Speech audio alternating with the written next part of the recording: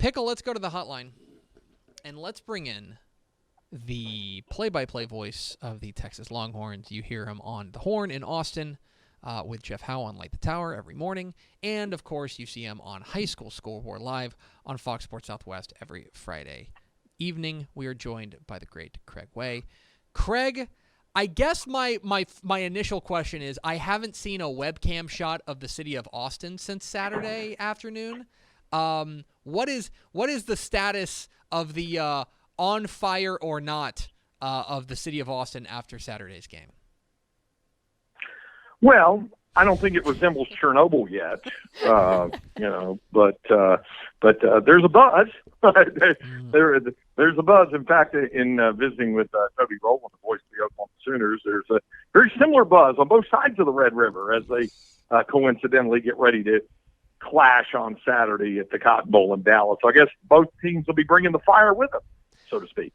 Yes, so to speak, that is certainly the case. All right, before we get into the Longhorns, because I do want to ask you about Red River here in a little bit, but I want to ask you about high school football specifically, and I want to start with a question that I probably should have prepared you for, and that's a sign of a good friendship, is that I'm just going to put you on the air and put you on the spot.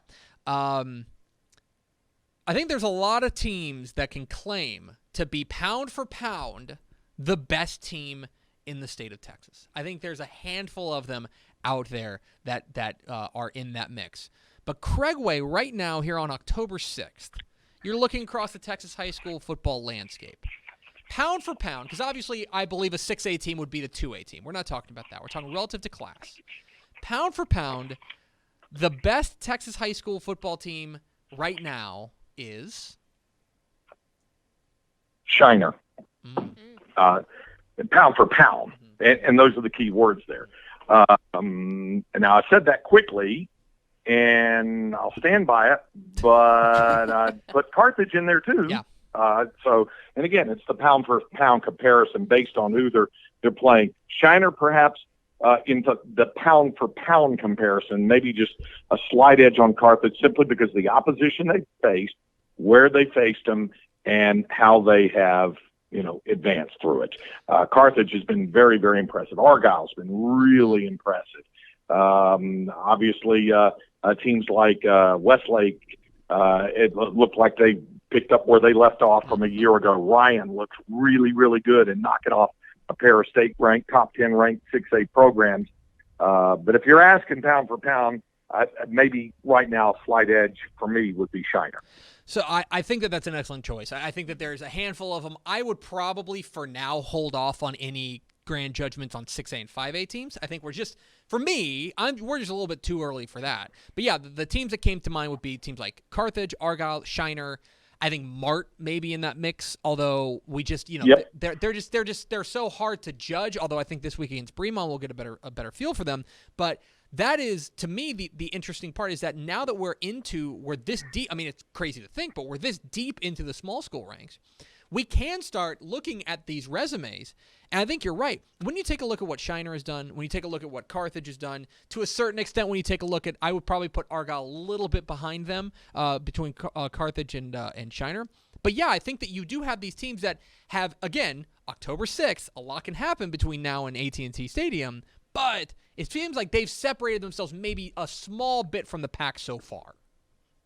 Well, and I think that's the whole reason for the words pound for pound, because if you were to ask us right now, which teams would we expect to be at AT&T Stadium in November in classes 1A through 4A, the ones we just named are the ones we're expecting.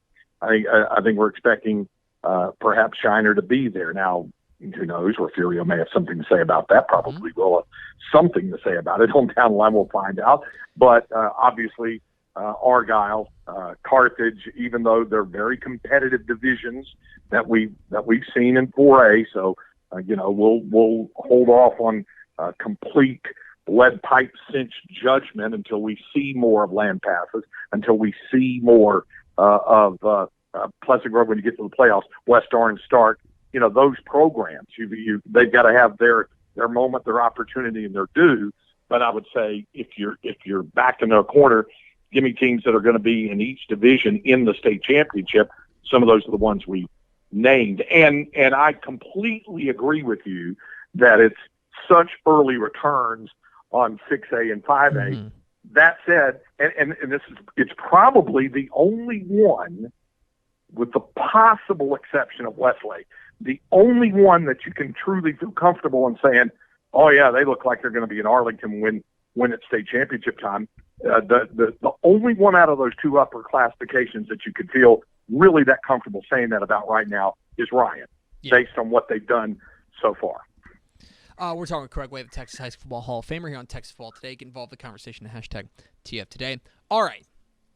I do want to ask you about a gentleman that I believe you had on your show today, because it's kind of crazy that we haven't talked a ton about Lake Travis, probably because of just the circumstances that they've just played their first game. But at this point, with Lake Travis, if they start a season with their starting quarterback in tow, do we then worry that Hank Carter is not going to know how to react? Because it seems like every single year they're having to scramble into the quarterback room, and yet every single time they come out with a new quarterback that they've picked off the prospect tree.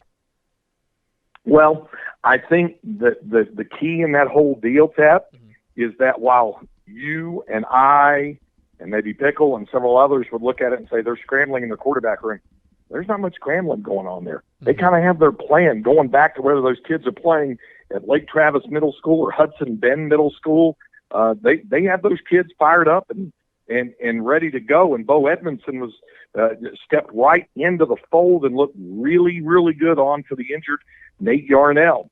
But having said all that, and you're right, he was on my program this morning, he's very happy with his running game. Weston Stevens went for 125 and a couple of scores, and they got Marcelo Alanis back. Remember, he was out after he had the great start last year, then had the ACL injury, missed the rest of the year. He had 89 rushing yards and a couple of scores. So he was very pleased with what he saw, in terms of his offense. I asked him to nitpick a little bit. I said, nitpick. Coaches always look for stuff to improve. Where can you be better? And he said, yeah, maybe a little bit better in our secondary. He said there were some balls I think our guys could have been a little more competitive to try to intercept.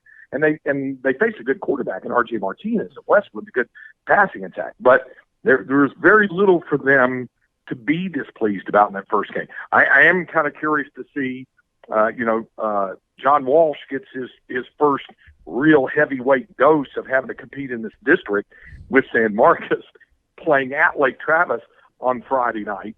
And Hank reminded me, he said, we go way on back when I was at Stephenville. And he was on the staff at Brownwood. He said they've known each other a long, long time and are good friends. So it'll be intriguing to see how that goes this week. And then, of course, I do have to ask you that about what you're going to be doing Saturday. As strange as it is to say, this Saturday is the second Saturday in October, and you've been busy the second Saturday in October for quite a while. You'll be local. You get to I guess relatively sleep in. You don't have to wake up at 4:30 in the morning to drive to God knows where to call a Texas game. As it'll be Texas and Oklahoma at the Cotton Bowl in a very different kind of UT-OU game, in that they're outside the top 20. This is just the second time in the last 20 years. With all the big Red River games that you've called games where they're both ranked in the top 10, games that are very clearly for the Big 12 championship. Does this have to be among the strangest, just all things considered, does that have to be among the strangest of the Red River games that you've ever called? Put it this way, you got to roll it back in the memory bank. It reminds me of 97 and 98 when both teams were at a low ebb and Texas was struggling and Oklahoma was struggling in 97, and then which was John Malkovich last year. In 98, the last time both went in to the game unranked. Of course, the Longhorns are going into the game ranked 22nd, Oklahoma unranked, but this particular year. But that was Matt Brown's first year there in 98. So it's been a while since those programs have been at this particular ebb. Texas has gone into it with one loss several times over the years. Oklahoma occasionally with one loss. Rare to see one with one loss and one with two losses. Rarer still to see Oklahoma at 1-2 going in and Texas at 2-1 going in. So it's different. Now, having said all of that, if you talk to players, you talk to Tom Herman, I'm sure Lincoln Riley said the same thing at his news conference today. It is what it is. If you're in Austin, it's Texas OU week. If you're in Norman, it's OU Texas week. By whatever measure and nomenclature you're using, it's still the Red River Showdown matchup, and there's still going to be a lot of emotion. And then there is the added drama of the loser very well could be all but out of the Big 12 conference race, especially if it's Oklahoma, since they started 0-2. If they win, they're 1-2 in the league, and then the Longhorns fall to 1-2 in the league, and they both could be in some trouble there. So in places like Ames and Stillwater and Manhattan, they'll be watching very carefully, seeing if their chances of making it to Arlington will be ratcheted up, if for no other reason, because somebody else taking another hit come Saturday. He's Craig Way. He's the Texas High School Football Hall of Famer and the voice of the Texas Longhorns. You can hear him call Texas and OU on the Longhorn radio network, as well as hear him on the Horn in Austin with Jeff Howe on Light the Tower every morning, and see him on High School Scoreboard Live Friday nights on Fox Sports Southwest. Craig, it was great to have you back in the saddle last week, my friend, and I guess we're just going to do it again this week. Well, we'll do that, and let me tell you this. I'm well aware of all the seriousness of the postponed and canceled games that happened in the north central Texas area due to whether it be contact tracing itself or the COVID, because it's now started to trickle in to the greater Austin area, with the Vandergrift Stony Point game being pushed back in November now because of a member of the Stony Point staff. So, and Vandergrift may be trying to do what Canadian did last week, even though it's not a forfeit. They only had 9 on the schedule anyway. Go out and see if they can dig up another opponent for this week. We will keep an eye on that. Craig, appreciate your time, my friend, and I will see you on Friday. See you guys. Take care. Bye, Craig. There he goes. Craig White, the Texas High School Football Hall of Famer, joins us every Tuesday here on Texas Football Today. Tuesdays. Talking Longhorns, a little bit of Longhorns there, a little bit of Longhorns, and a little bit of Texas high school football.